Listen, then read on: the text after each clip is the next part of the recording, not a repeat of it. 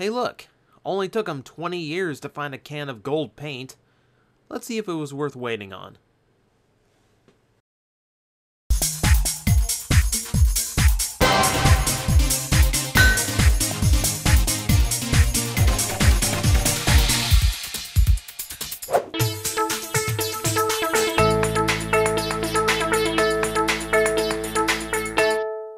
Since I covered the first version for Toycember well after the release, let's talk about the version that just showed up on my doorstep yesterday, the green/white ranger version of the Legacy Power Morpher. Something of an inaccuracy in title, as the White Ranger used the standard silver morpher, but who cares, Tiger Coin? First off, the big change naturally is the coloring. Rather than bare die-cast metal, it's been painted in metallic gold. A really pale metallic gold, which is not what I remember it looking like. Even the box shows the original had a much deeper color. For instance, here's a 10 soder. That's the kind of gold I love. Very metallic, rich gold color. Just looks really nice. Now here's the American Gosei Morpher. Still gold, but paler. Doesn't have the same shimmer to it. Now here's the Legacy Morpher, and you can see just how pale it is. Almost closer to beige or tan than proper gold. Maybe they were trying to avoid making it look too close to the SDCC version, but it's still a letdown. In a poorly lit room, it might not even look gold at first glance. Side by side, there's an obvious change at least, so it could be worse. Luckily, what hasn't changed is the paintwork on the back, which is still very cool. For those that didn't see my first review, the deco is based on the backside of the original Morphers from Zyuranger, the Sentai series we got Mighty Morphin from. It's spot on, and a great nod to fans who have grown up and learned where one of their favorite childhood series came from. Though you will notice same pale gold color, while the original has an ideal shade of paint ironically. It also comes with a holder piece to clip to the front of your pants or belt. The Morpher itself rests inside in either direction. Face in fits more flush to the opening, and it's how the Morphers were stored in Zyuranger until needed. And of course, face out is how they look on the Rangers once morphed. It locks in pretty firm, though in a clever bit, if the handle comes down first as intended, it loosens the hold and lets you draw it out much easier. The holder itself is a great addition to add some play value to the toy. Simple, but effective. Next up, let's see the power coins, both of Tommy Oliver's, of course. They go together well since they're emblems rather than animal images, and thankfully they didn't go with either of the ugly-looking ones they faked back then. Seriously, the tiger coin looks like the sculptor's angry house cat. Like the first batch, these have the Power Ranger logo sculpted into the back, and also like the first 5, the weathering on them is too heavy for my tastes. There's ways of cleaning it off, but it's one of those things that once it's gone, and I'm really not good at painting these things back on, so I really don't want to test it. Inserting the coins is as simple as pushing them in place, no twisting them in and out like the original toy. To eject, push in the centerpiece on the back to pop them out. Even with the shell closed, this works, so it's an effective system. The only real problem here? Only 2 coins? I know. There's only so many in the first place to work with, but at least knock a few bucks off the price if I'm getting gypped 3 coins. How about the tribal coin from the SDCC exclusives? That one would have been nice. Or even those American-produced fakes I mentioned, so fans of both designs are happy. Diecast is costly. To go 3 coins short, I'd expect to pay at least $5 or $10 less for this, especially as a repainted toy.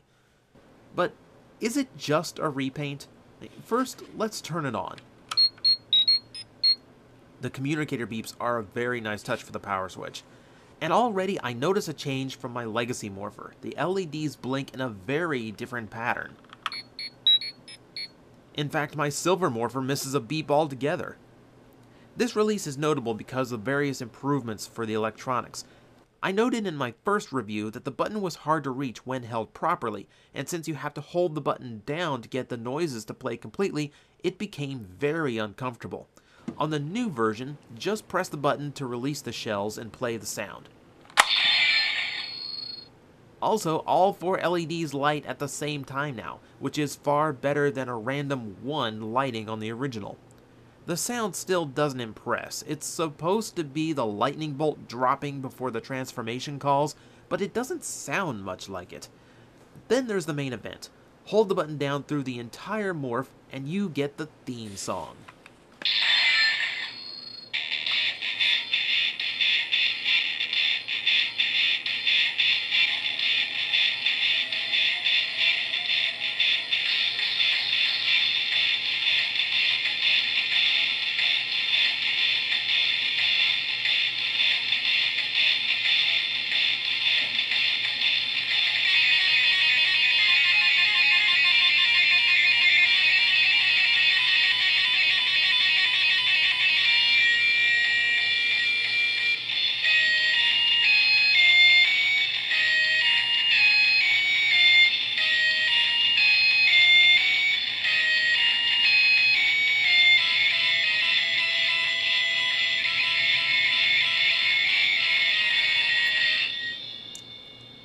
On the original, you had to hold the button down through the entire thing.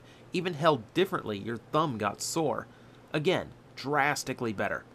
Also, to get the button release noise, now you have to hit the button again during the song to cancel it.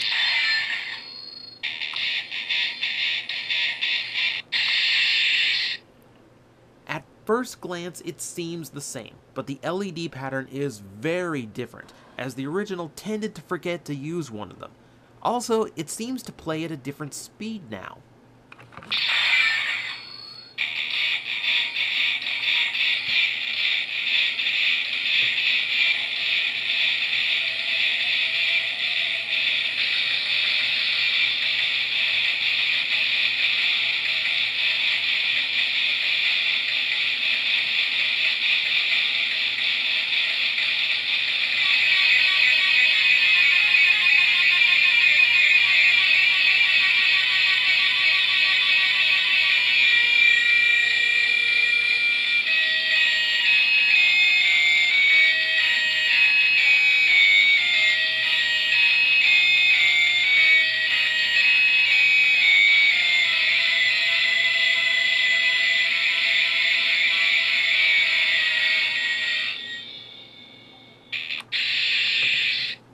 The gold one's a bit slower, not enough to be able to tell unless you try to play both at the same time. Also, sorry to anyone hoping that would sound more epic than it turned out. It started so nice though, didn't it? At least you can tell how different the light pattern is. Now, to be fair, there are corrected versions of the silver Morpher in the wild that work just like the gold, but who knows which you'll pick up at Toys R Us. With the gold version, you know it'll work right. Now, no matter what the promo at the start of the video indicates, when you watch a TJOmega review, you're getting an honest opinion.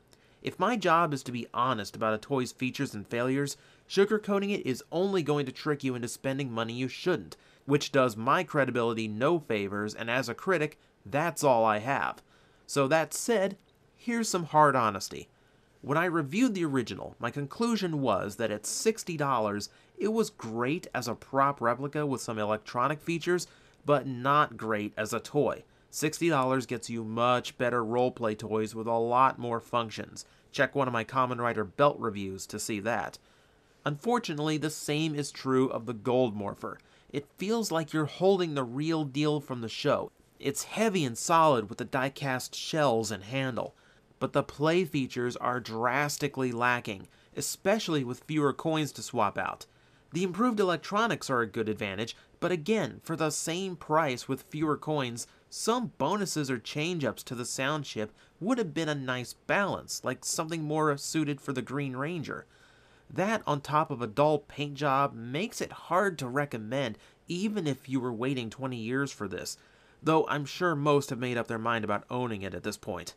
It's an occasion where, as a fan, I can love finally having it, but as a toy reviewer, looking at it objectively as just a toy, it's honestly all around underwhelming.